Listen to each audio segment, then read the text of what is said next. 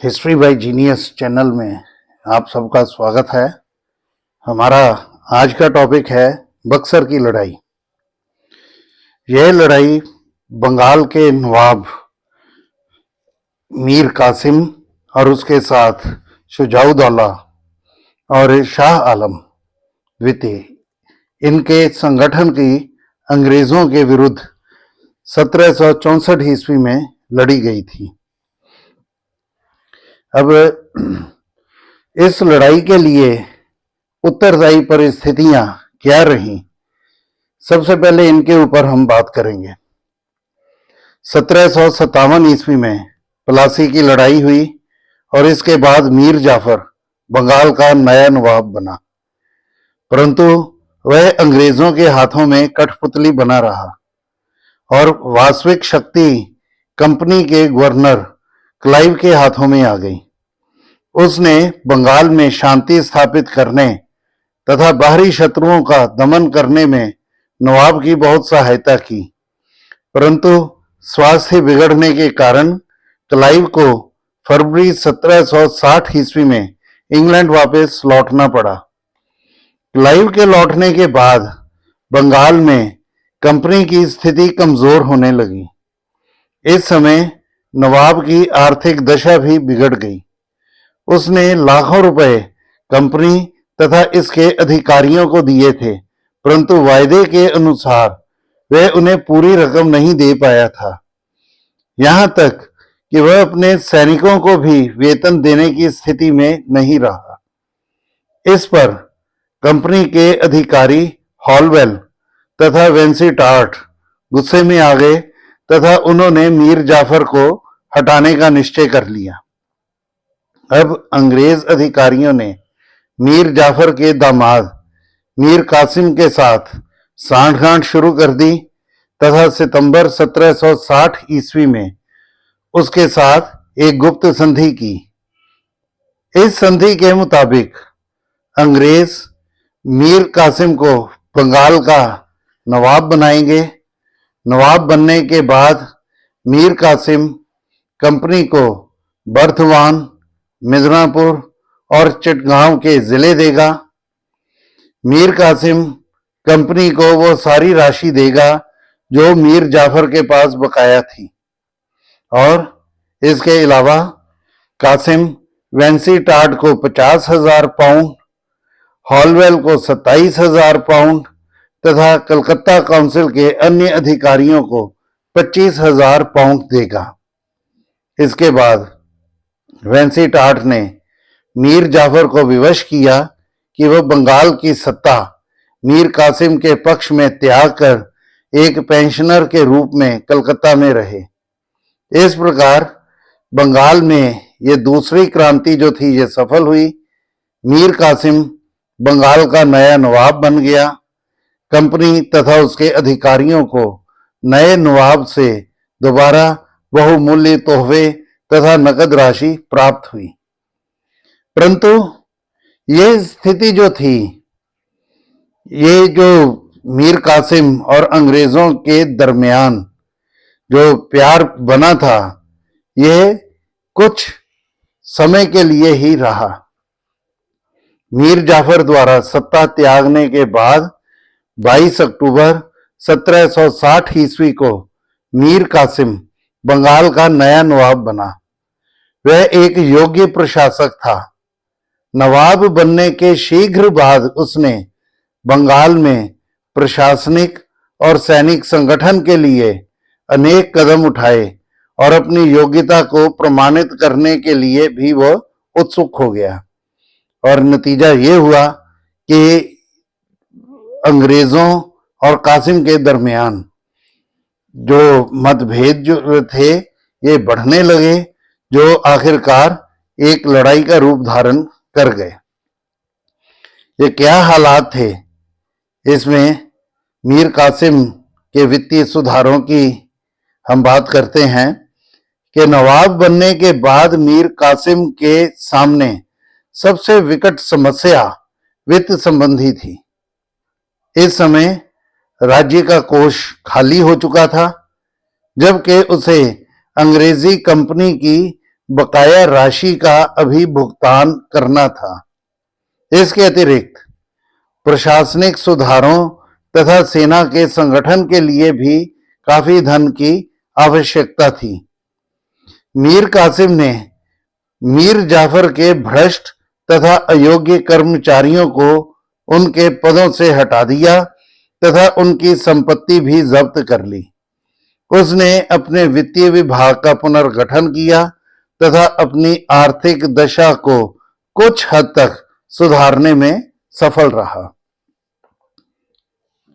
सिर्फ उसने वित्तीय सुधार ही नहीं किए, प्रशासनिक सुधारों की ओर भी उसने कदम उठाए, क्योंकि वो जानता था कि प्रशासनिक संगठन के लिए उसका अंग्रेजों के प्रभाव से मुक्त होना काफी जरूरी है।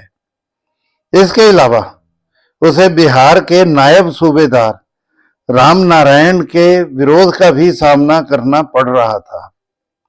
तो नवाब बनने के तत्काल बाद ही उसने अपनी राजधानी बदलकर मुंगेर बना ली, जो कलकत्ता से दूरी पर स्थित थी। इसके बाद उसने पटना में राम नारायण की शक्ति का दमन किया। उसने बंगाल तथा बिहार के जमींदारों की शक्ति का भी दमन कर अपनी स्थिति को सुदृढ़ किया। फिर सैनिक सुधारों की ओर हम देखते हैं कि मीर कासिम आंतरिक तथा बाहरी खतरों से निपटने के लिए सैनिक संगठन को आवश्यक मानता था। इसलिए उसने सेना का पश्चिमीकरण शुरू किया। नवीन शस्त्रों तथा गोला बारूद बनाने के लिए उसने मुंगेर में एक कारखाना भी स्थापित किया। तो ये जो उसके कदम थे, नतीजा ये हो रहा था कि जल्दी ही अंग्रेजों और मीर कासिम के दरमियान मतभेद बढ़ने लगे। इसमें सबसे पहले तो राम नारायण का मामला सामने आया। राम नारायण अंग्रेजों का विश्वास पात्र था। इस कारण क्लाइव ने उसे बिहार का डिप्टी गवर्नर बनाया था। वह हर मुद्दे पर अंग्रेजों का पक्ष लेता था, जो नवाब मीर कासिम को पसंद नहीं था। वह राम नारायण के विरुद्ध कार्यवाही करने के लिए किसी उचित अवसर की तलाश में था। उसने राम नारायण से हिसाब मांगा, जिसमें कई गलतियां पाई गईं।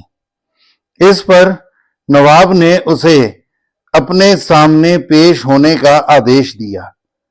राम नारायण डर कर अंग्रेजों की शरण में चला गया, परंतु उनके विश्वास दिलाने पर नवाब के सामने उपस्थित हो गया। नवाब ने उसकी संपत्ति जब्त कर ली तथा बाद में उसका धोखे से कत्ल करवा दिया। इस घटना से अंग्रेजों के मन में मीर कासिम के विरुद्ध क्रोध बहुत बढ़ गया।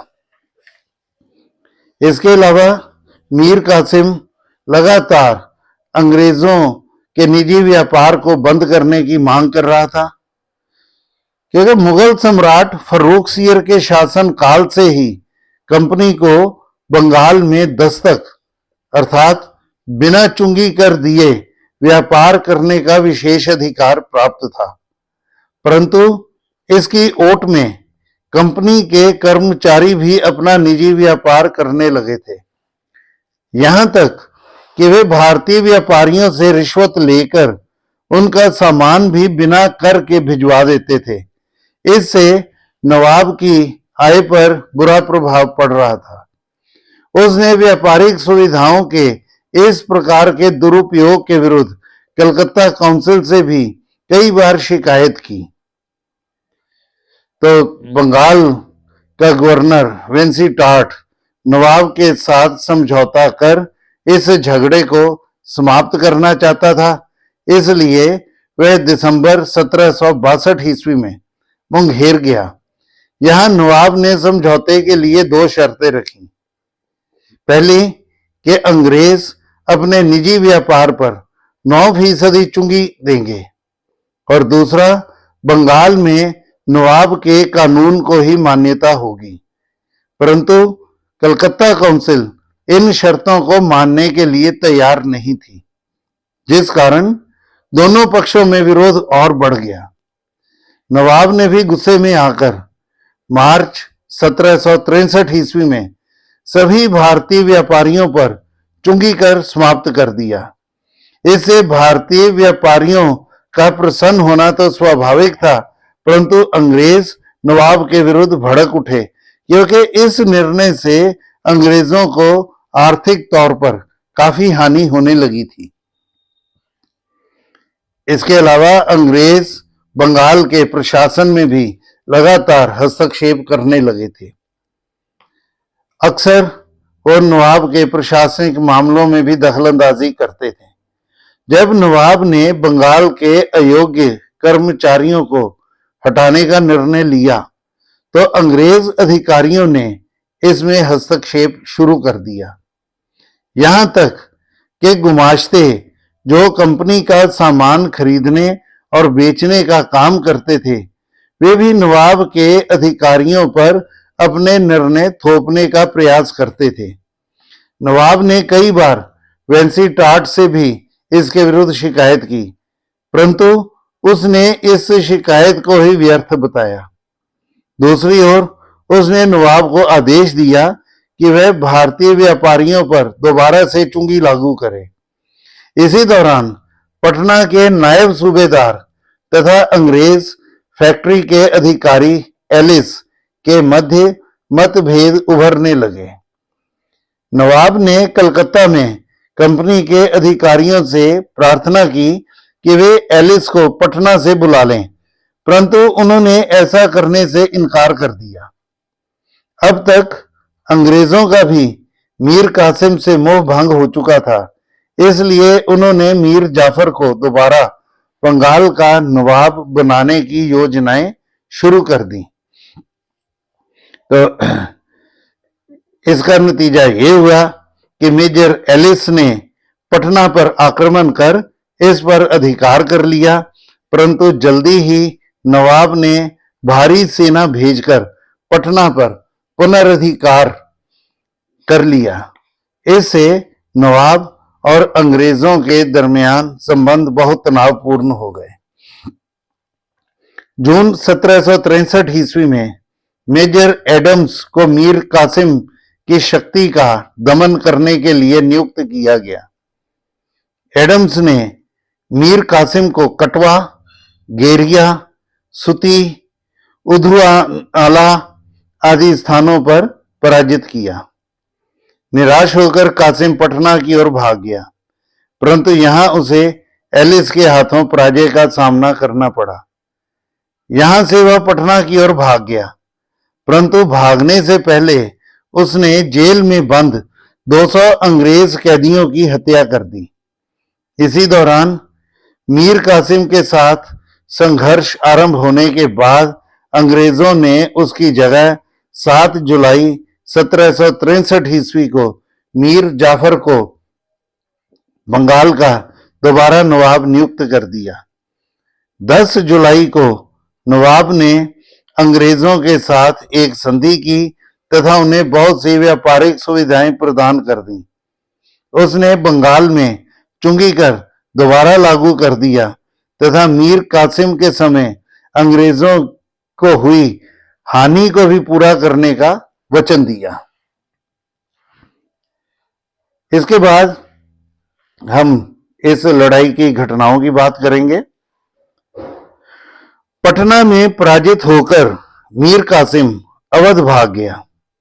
यहां वह अवध के नवाब शुजाउद्दौला से मिला तथा उससे अंग्रेजों के विरुद्ध सहायता मांगी। उसने नवाब शुजाउद्दौला के साथ एक गुप्त समझौता भी किया, जिसके अनुसार उसने अवध के नवाब को 11 लाख रुपए देने स्वीकार किए। परंतु जैसा सर जदुनाथ सरकार तथा प्रोफेसर दत्ता लिखते हैं कि शुजाउद्दौला की ये सहायता उसे बंगाल की सत्ता दिलाने के लिए नहीं बल्कि अपने हितों की पूर्ति के लिए थी, क्योंकि वह एवं उसके पूर्वज बंगाल की सत्ता स्वयं प्राप्त करने के लिए उतावले रहे थे। इस समय मुगल सम्राट शाह आलम द्वितीय भी अवध में ही था। शुजाउद्दौला ने अंग्रेजों को बंगाल में केवल व्यापार तक ही सीमित रहने का आदेश दिया, वरना युद्ध की धमकी दे डाली। कुछ आरंभिक झड़पों के बाद दोनों सेनाएं बिहार में गंगा के तट पर बक्सर पहुंच गईं। लॉर्ड मुनरो के नेतृत्व में लगभग 7,000 सैनिकों ने, जिनमें 857 तो यूरोपियन सैनिक थे, 918 भारतीय घुड़सवार तथा 5200 भारतीय पैदल सैनिक भी शामिल थे, नवाब की सेना के सामने आ डटे, जो लगभग 40,000 थी। यहाँ 23 अक्टूबर 1764 ईस्वी को एक निर्णायक लड़ाई लड़ी गई। आरंभ में नवाब ने अंग्रेजी सेना को पीछे धकेल दिया, परंतु अंततः अंग्रेजों ने इस संयुक्त सेना को परास्त कर दिया। मीर कासिम अपनी जान बचाकर लगभग 30 लाख रुपए के गहने लेकर दिल्ली की ओर भाग गया तथा 1777 ईस्वी में गरीबी की हालत में ही उसका देहांत हो गया। मुगल सम्राट शाह आलम ने अंग्रेजों के सामने आत्मसमर्पण कर दिया। नवाब शुजाउद्दौला रोहेलखंड की ओर भाग गया। अंग्रेजों ने उसका पीछा किया तथा 1765 ईस्वी में कड़ा में उसे बुरी तरह पराजित किया। इस संघर्ष में लगभग 2000 नवाब के सैनिक तथा 847 अंग्रेजों के सैनिक मारे गए।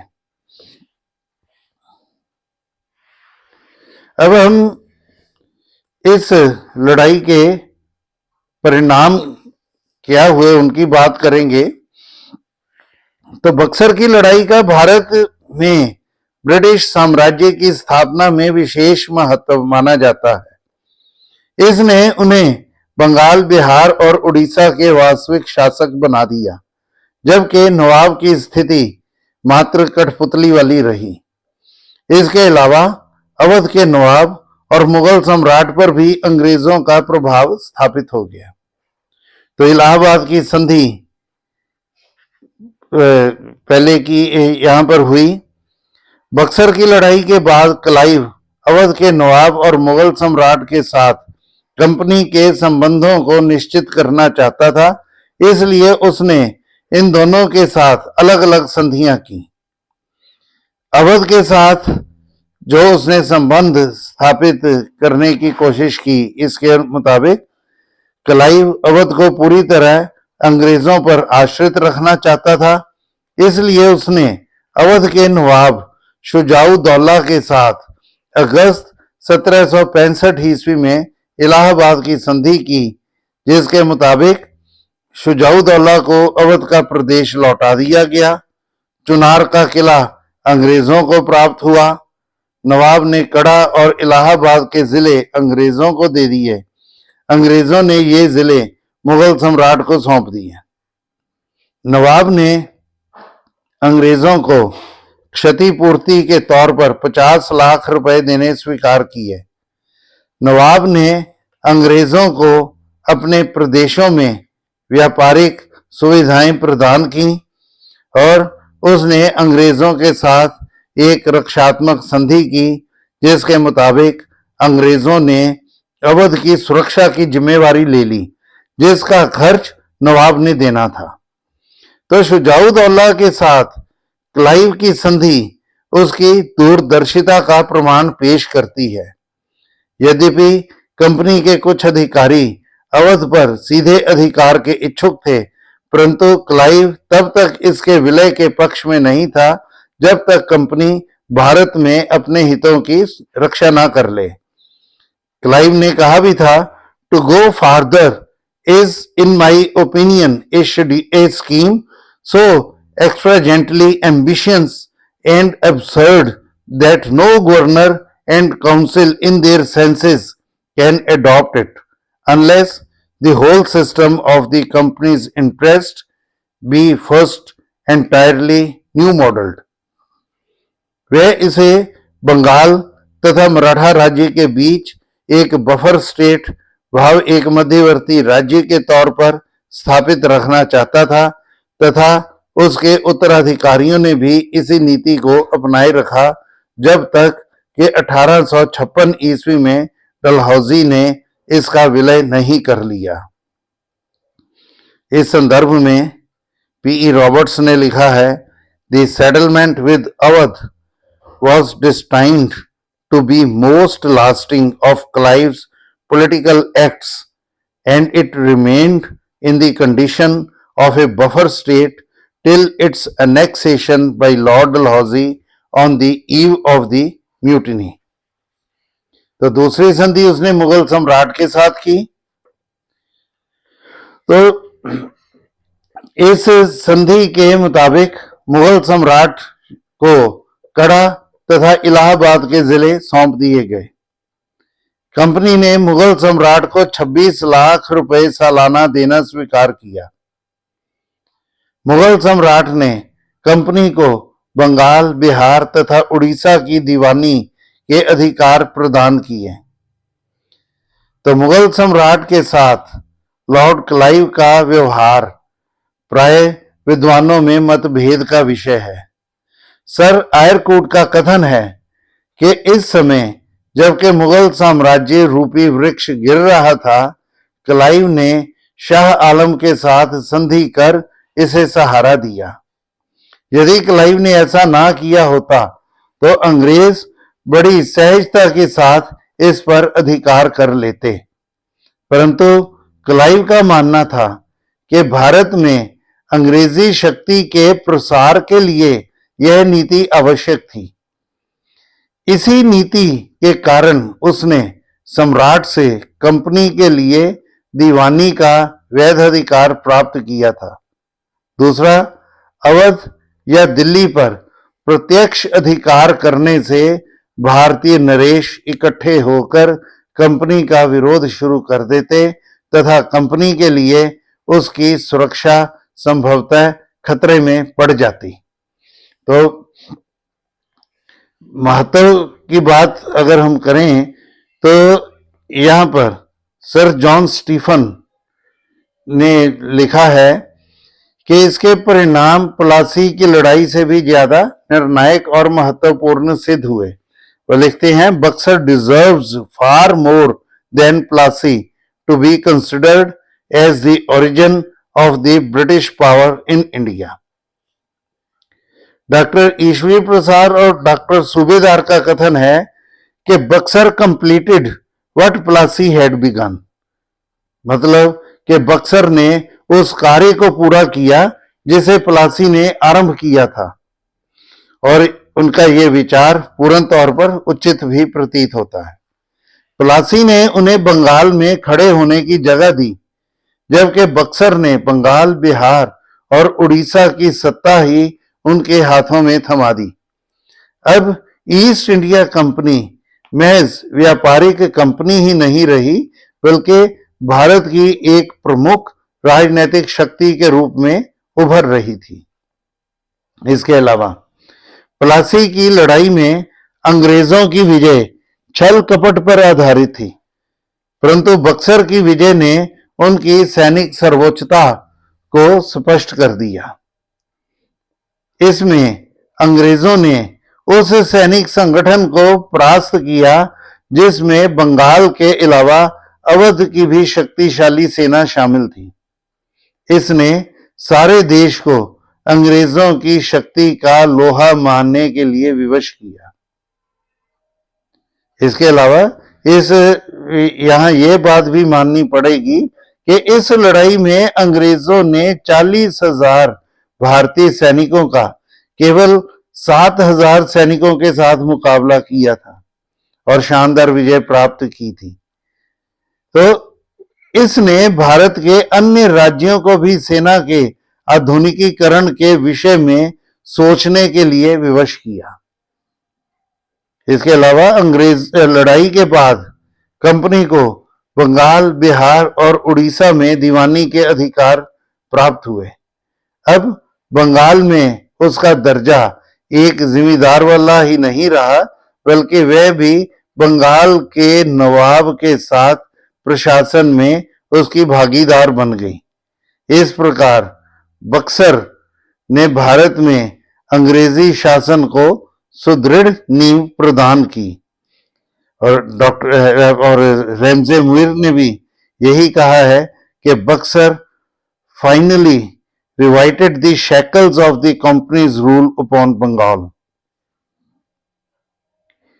तो बक्सर की लड़ाई के परिणाम स्वरूप अंग्रेजों का मुगल सम्राट पर भी प्रभाव स्थापित हो गया। अंग्रेजों ने लड़ाई के बाद मुगल सम्राट के साथ जानबूझकर उदारता का व्यवहार किया एवं उससे कई अधिकार प्राप्त किए। 1765 ईस्वी में मीर जाफर के देहांत के बाद उसके पुत्र नजीमुद्दौला को बंगाल का नया नवाब इस शर्त पर बनाया गया कि वह उनकी इच्छा अनुसार एक नायब नवाब नियुक्त करेगा, जिसे हटाने का अधिकार अंग्रेजों के पास ही होगा। इस प्रकार अंग्रेजों तथा नवाब के मध्य एक लंबा संघर्ष समाप्त हुआ। तो इस विजय के बाद भी क्लाइव ने अवध या दिल्ली पर अधिकार नहीं किया। इस प्रकार उसने भारत में अंग्रेजों के विरुद्ध मराठों और अन्य भारतीय शासकों के द्वारा किसी भी संभावित गुट के निर्माण को समाप्त कर दिया। और माइकल एडवर्ड्स का मानना है the battle of Buxar was the real foundation of the British dominion in India, कि बक्सर की लड़ाई जो थी इसने भारत में अंग्रेजी साम्राज्य की स्थापना में प्रमुख योगदान दिया। और यह लड़ाई कई प्रकार से महत्वपूर्ण सिद्ध हुई कि इसने भारत में अंग्रेजी सत्ता के निर्माण में एक अहम भूमिका निभाई। तो अंग्रेजों को इस लड़ाई के बाद दीवानी के अधिकार प्राप्त हुए, क्योंकि प्लासी की लड़ाई के बाद बंगाल के नए नवाब मीर जाफर ने अंग्रेजों को बंगाल के 24 परगना में दीवानी के अधिकार दिए थे, परंतु अंग्रेज इससे संतुष्ट नहीं थे। तो बक्सर की लड़ाई के बाद 1765 ईस्वी में क्लाइव ने मुगल सम्राट के साथ जो इलाहाबाद की संधि की, उसके मुताबिक उसने मुगल सम्राट शाह आलम के साथ जानबूझकर उदारता का व्यवहार किया था। गढ़ा और इलाहाबाद के प्रदेश अवध के नवाब शुजाउद्दौला से लेकर मुगल सम्राट को दे दिए गए थे। इसके अलावा उसे प्रति वर्ष 26 लाख रुपए देना भी स्वीकार किया गया था। इसके बदले में उसने भाव के मुगल सम्राट ने अंग्रेजों को बंगाल, बिहार और उड़ीसा में दीवानी का अधिकार अर्थात भूमि कर प्राप्त करने का अधिकार दे दिया। इससे पहले फरवरी 1765 ईस्वी में मीर जाफर की मृत्यु के बाद उसका पुत्र नजीमुद्दौला बंगाल का नवाब बना था। अंग्रेजों ने उसे पेंशन देकर निजामत के अधिकार भी खरीद लिए थे। निजामत से भाव है प्रशासनिक अधिकार भी उन्होंने खरीद लिए। तो लगान इकट्ठा करने का कार्य अंग्रेजों ने अपने एक विश्वास पात्र मोहम्मद रजा को सौंप दिया। इस प्रकार बंगाल का शासन वास्तविक तौर पर अंग्रेजों के हाथों में आ गया। तो उम्मीद है आपको ये टॉपिक जो है ये अच्छा लगा होगा। तो आप सब्सक्राइब करिए इसे, जिन्होंने अभी तक सब्सक्राइब नहीं किया तो बेल का आइकन जो है उसे भी आप जरूर दबाएं, शेयर करें, लाइक करें और कमेंट बॉक्स में जाकर आप कमेंट भी कर सकते हैं।